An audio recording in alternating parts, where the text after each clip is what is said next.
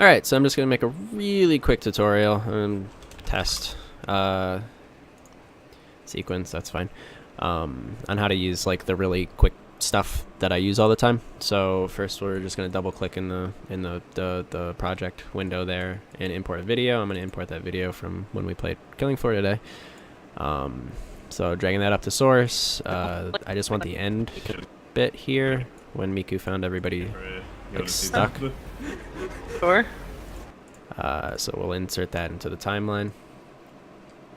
You can drag on this to change like the width of the timeline. So there's the video. The shortcut, if you're actually selected in here and you have like clip selected, you can hit Control-Shift-K and it'll just cut right wherever you want. I don't want to do that for this clip, so I'm just going to undo that. If we want to do like louder audio, I just select the clip. In my version, I don't know if yours, it doesn't look like yours has it, but you can just kind of click here and do it. But if you can't do that, we can always do it up here. So I'll just undo those, and then up in volume, I'll just make it. So I'll just make Miku's laugh louder. And then we'll just do like maybe 3 decibels.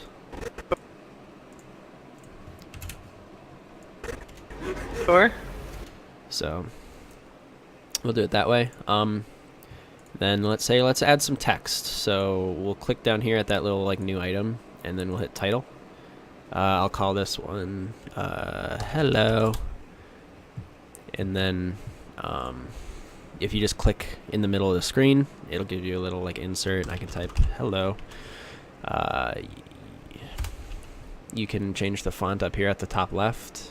So for all my videos, I use this one.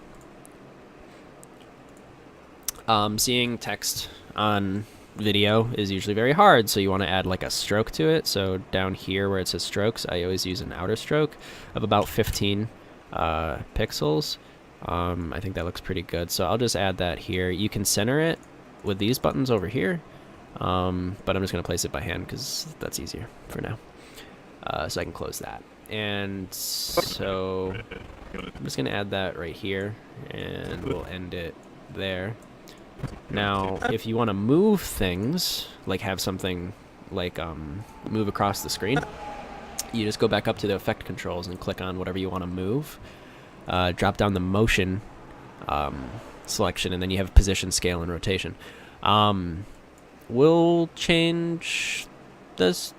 Let's change all of it. So if you click the little clock, it'll add keyframes to that, which it didn't previously.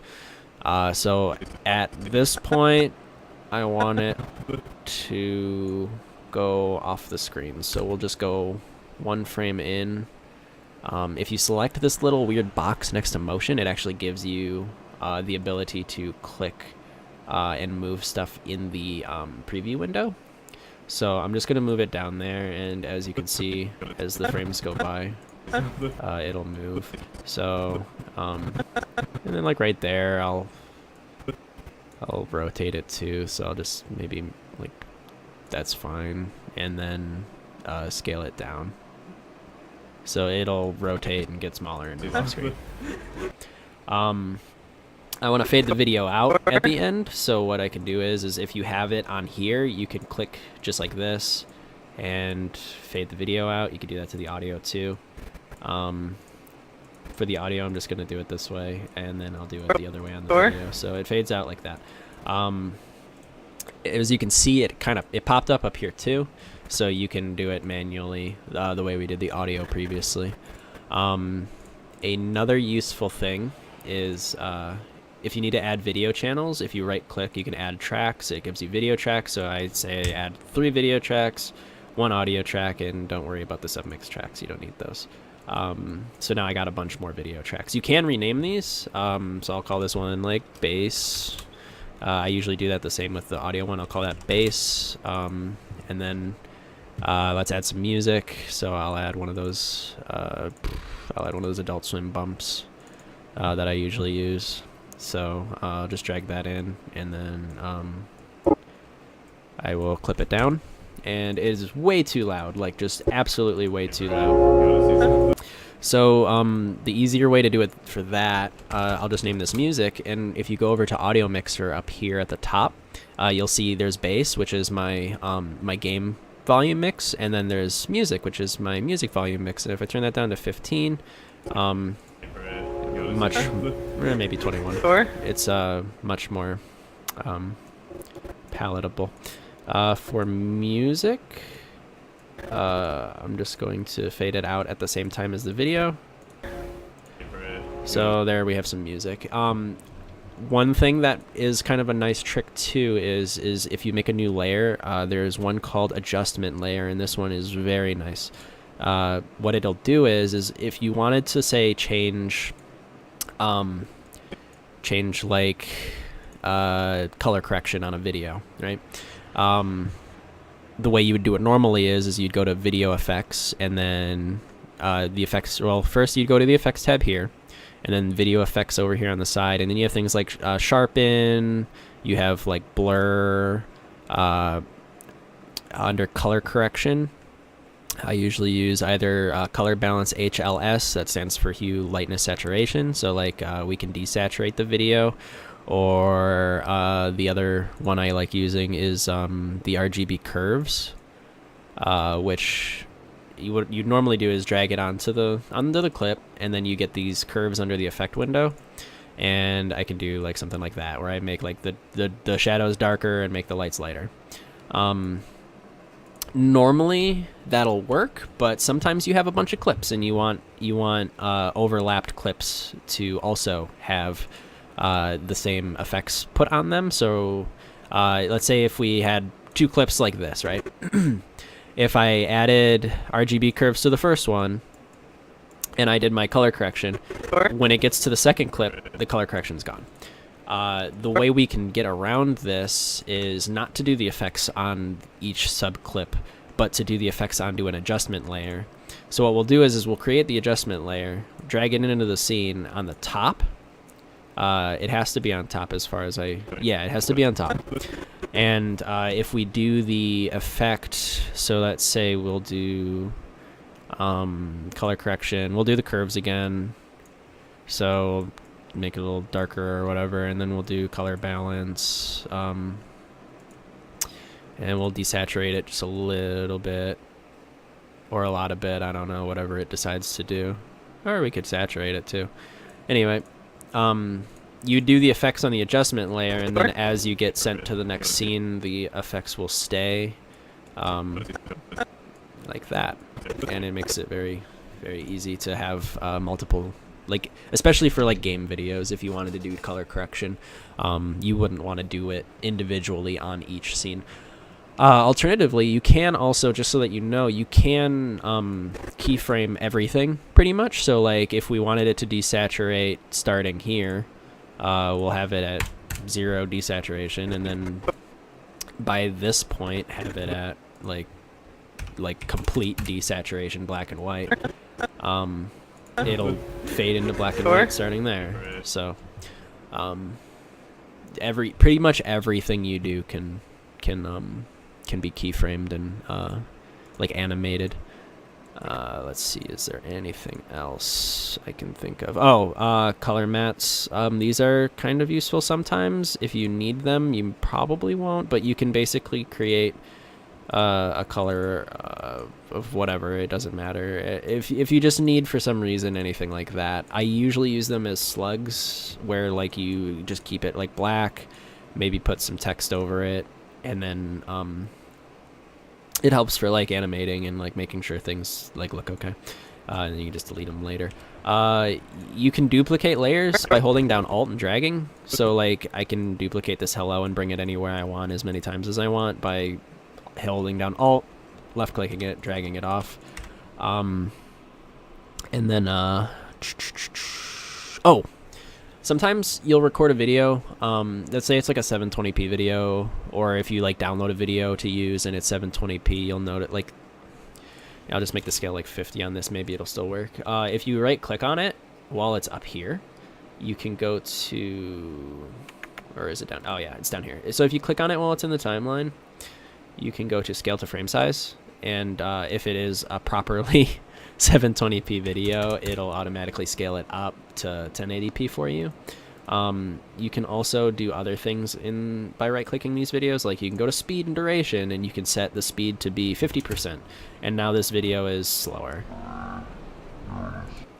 You can, some of the, right here where it says maintain audio pitch, that one's usually pretty good.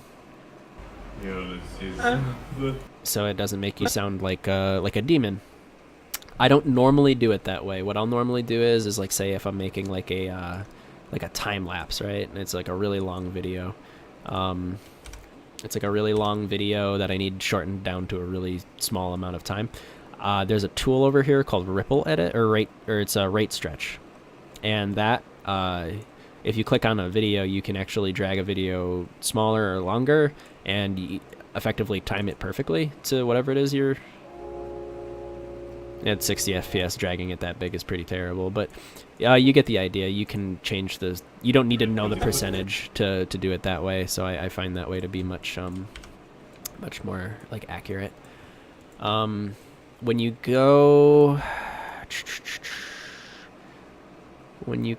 to render, I think we're good on that now. Yeah, okay, so when you go to render, make sure you select the sequence. Whatever you name the sequence, it'll actually auto-name it, so that's usually helpful. So if I just call this like tutorial, when I go to render it, it'll already be named for me, which is nice, but make sure you select it, because if you select this video in your project timeline, sometimes when you go out to render, it'll render what you have selected, so just make sure you select the sequence, and then file export media.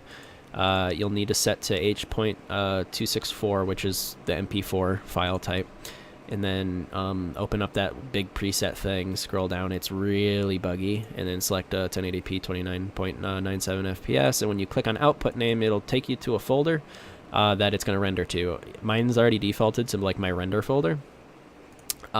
Yours is probably going to be defaulted to like your documents or your like C videos file. So just make sure you know where that's going, and then export video, export audio, and then that should be fine. If you do have any problems, the quickest way to fix them is if the video is too small for some reason, scale to fit or scale to fill, one of these will fix it. If it's not the full video, source range might be different. You usually want to hit entire sequence. Work area is fine if it's a single sequence project. Sequence in out is like that thing where like if you select just a certain point in the timeline, but generally you want to be on an entire sequence. The fit, this is just for preview, so that's not super important. None of this other stuff should have to be changed if your original file was made properly, so that should be fine. And then if your projects get busy enough, over here on the side there's like a playback resolution, so you can set that lower or higher. I think that's it. The only other thing I can think of is in the effects panel there is audio effects too, so be aware of those. There's like de-esser and de-clicker, stuff like that'll help take out mouse clicks if it really bothers you. Bass boost, balances for like panning, all that stuff. EQ is super useful. So like I use EQ to make kind of like a radio effect, but that might be a little too much for this video. Yeah, so then there's like transitions too. I don't usually use transitions myself. I make them myself just by like you know, if like you put a video on top of another video and fade that one in, it works the same. But I mean, there's a bunch of ways you can do different things. Yeah, so I think that should cover everything that's like basic on how to use it. So, all right, there you go. Hopefully that helps.